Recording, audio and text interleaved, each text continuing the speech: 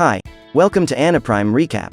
You are one of the greatest fighters humanity has ever seen, and now you will have to face the greatest challenge of your life, defeating a 97-year-old man. We will continue with the legendary fights from the anime, Baki, episodes 4, 5 and 6.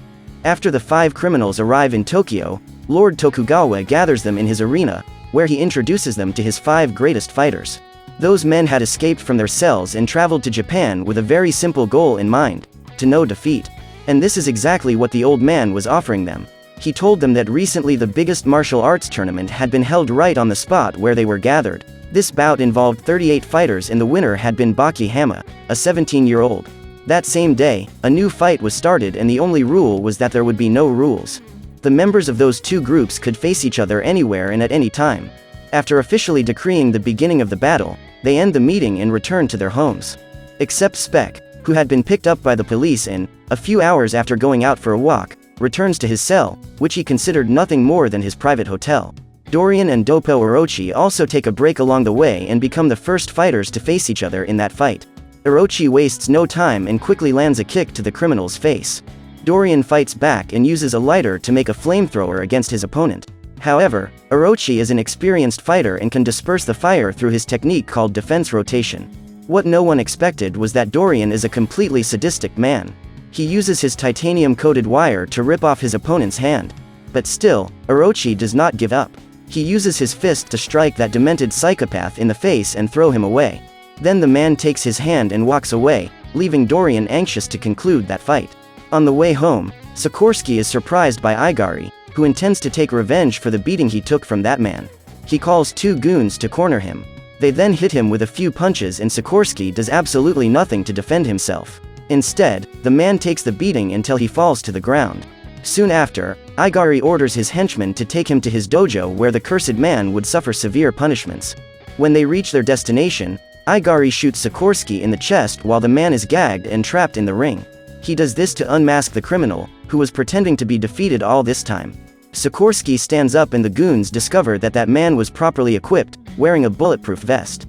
He covers the vision of one of the guys with his gag and, with his bare hands, makes 2 cuts on his face and neck. He then goes after the second henchman and easily tears his legs apart.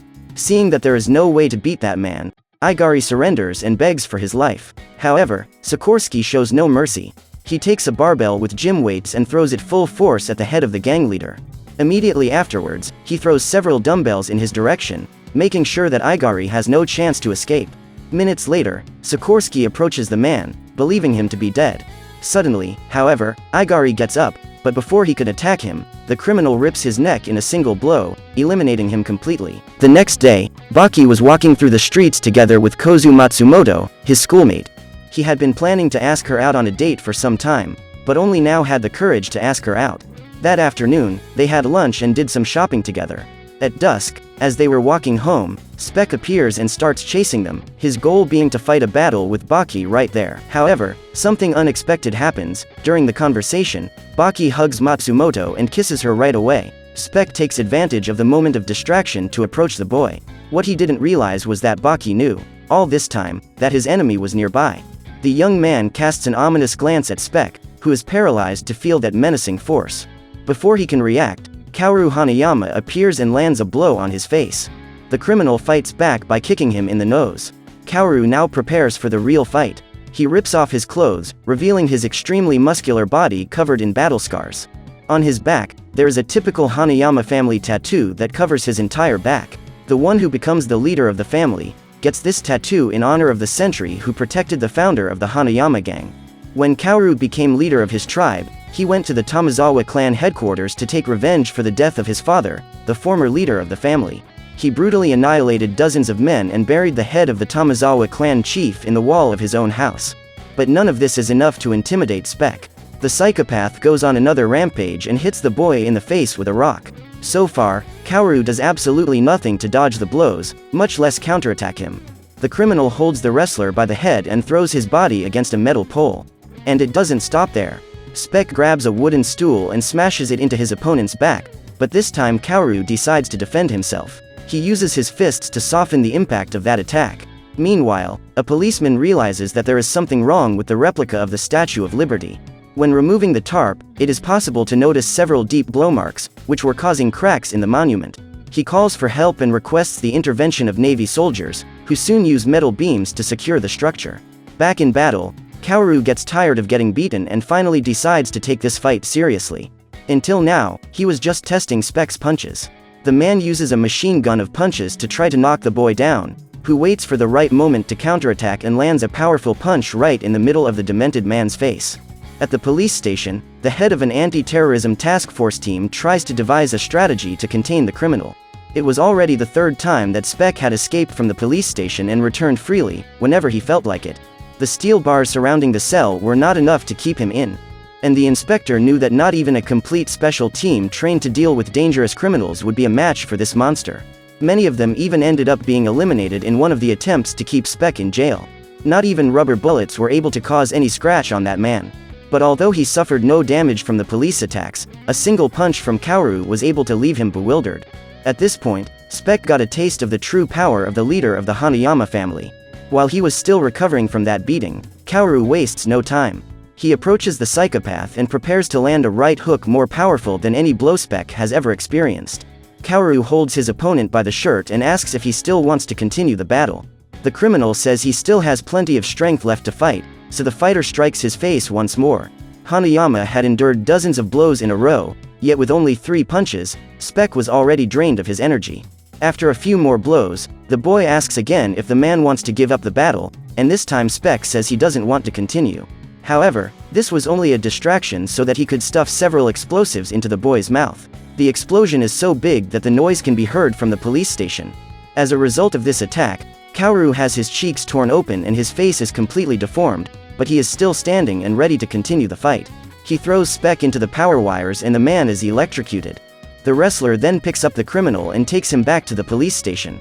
The inspector thanks him and orders Katahira to take him to the hospital and ask for special treatment.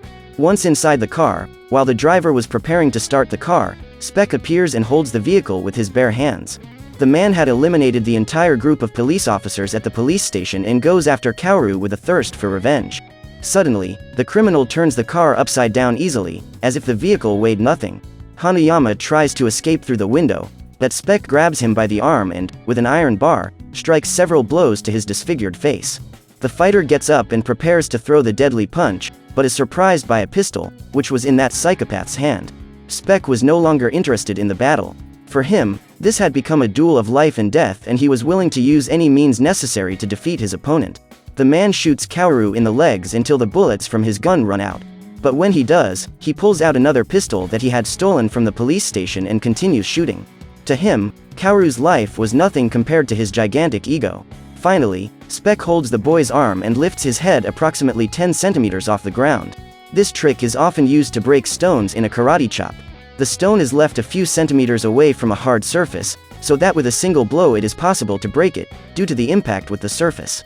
However, in this case, the only difference was that instead of a rock, it was a human head banging against the asphalt. Spec lands several kicks to Kaoru's face and the noise made by the blows is terrifying.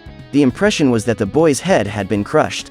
When he finally stops trampling him, the demented man shoves his pistol into the fighter's mouth. For anyone, that would be the end of the line, but Kaoru is not just anyone. In this moment of near death, his instinct for survival surfaces and, in some mysterious way, he finds the strength to react. His first act is to deflect the bullet, so that it comes out of the hole in his cheek. Next, the fighter knocks Spec down and climbs on top of him. Kaoru lands a sequence of deadly punches to the face of the man who tried to kill him. The speed of his blows was so absurd that the driver could barely count. Just as the fight was about to end, Spec does something strange. He covers his eyes with his left hand and pulls the pin of something that looked like an explosive. But, in fact, that was a light bomb used by the policemen to immobilize the suspects. These grenades emit a very strong light for an instant, and anyone who sees this light is completely immobilized. However, we are talking about Kaoru Hanayama. This totally unusual man remained standing, even after this attack. The problem was that, because of that flash, he was not seeing, so he misses his target. Spec takes advantage of the fact that his opponent is still stunned and uses his own body to try to crush him in a judo blow. That knockout could no doubt be the end of Kaoru, but in that living or death moment, he manages to crush his enemy's arms with his bare hands. Even Spec couldn't believe this was happening, but the fighter didn't stop there. He rips the criminal's leg off with his hands and Spec fights back, sticking his middle finger in Kaoru's ear. That blow probably hit his brain, but the man still stands and grabs the guy's throat. At this point, with his neck crushed, Spec assumes his defeat. He loses consciousness and falls to the ground, while Kaoru remains standing, even though both knees are shot. In the hospital, something bizarre happens. Spec looks completely different than he did the day before. He seemed to have shriveled up like a raisin. The doctor says that when he arrived in Tokyo, the criminal looked to be around 50 years old, but in fact, he was 97. The hospital director tells of a legend, well known to Japanese doctors, about a treasure hunter named Jack Lee Beyond who, in 1976, discovered a sunken ship off the coast of California after searching for it for 30 years. On this ship there were more than 200 boxes full of gold coins, silver coins, and precious stones. All this treasure was valued at over $16.4 billion. 14 days after finding the wreck, Beyond died. Everyone who knew his story believed that he had been killed by someone who wanted to get their hands on his fortune. However, the medical team that attended him informed reporters that the official cause of the man's death would have been old age. Clearly, everyone involved was shocked, even his wife, who had been married to him for 20 years. It was later discovered that Jack Lee Beyond, a middle-aged man who loved the sea, was actually 88 years old. The most plausible explanation found was that when his greatest dream came true, man lost his will to live. Spec's dream was to meet defeat, just like the other criminals who arrived in Tokyo. Since his dream had been realized, the man had no reason to go on living. Meanwhile, Baki continued with his ordinary routine. During the mornings, he was at school.